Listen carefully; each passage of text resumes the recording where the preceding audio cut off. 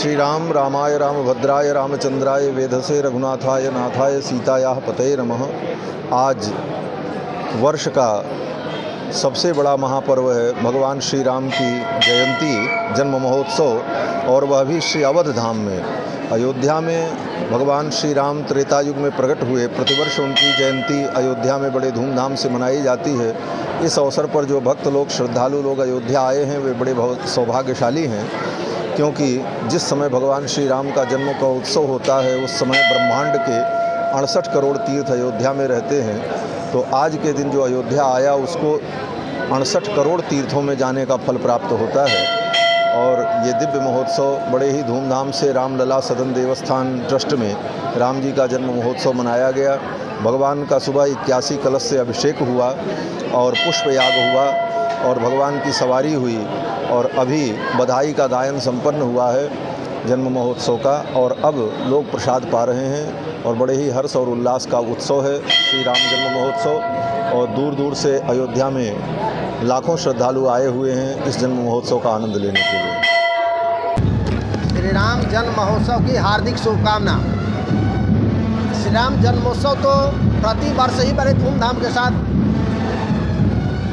मनाया जाता है, लेकिन इस साल भगवान श्री राम लला अपने भव्य दिव्य नवीन मंदिर में विराजमान हो गए हैं, इसलिए इस साल और भी ज़्यादा उत्साह के साथ मनाया गया है।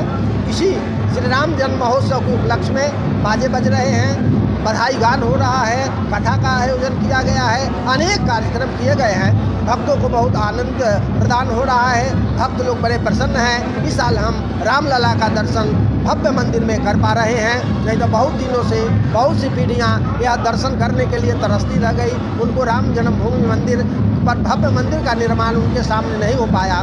तो ये सब भक्त लोग बड़े प्रसन्न हैं कि हम लोगों को दर्शन करने का सौभाग्य प्राप्त हुआ। आप सभी लोगों को श्री राम जन्म महोत्सव की हार्दिक शुभकामना। जय सिया राम। नहीं, मेरा तो यही शुभ संदेश है कि भगवान राम तो जन जन के अंतःकरण में विराजमान हैं और ये एक आस्था का केंद्र बिंदु बन गया। बहुत भव्य कार्यक्रम हुआ। और दूसरी बात यह है कि राम मंदिर बनने के बाद में ये प्रथम कार्यक्रम मैंने अपने जीवन में देखा कि इतना सुंदर ढंग से मैं भी प्रातःकाल अभिषेक दर्शन किया हूँ भगवान श्री राघवेंद्र सरकार का, रामलला जी का। मैं 4:30 बजे रामलला जी के उस मंदिर प्रांगण में पहुँच करके दर्शन किया और मैं अपने आप को धन्य समझता हूँ कि मानो शरीर मिलने का ये हमको अच्छा मौका मिला कि कम से कम भगवान का ऐसे समय पर दर्शन हुआ, पूजन हुआ और हमारे नेत्र धन्य धन्य हो गए।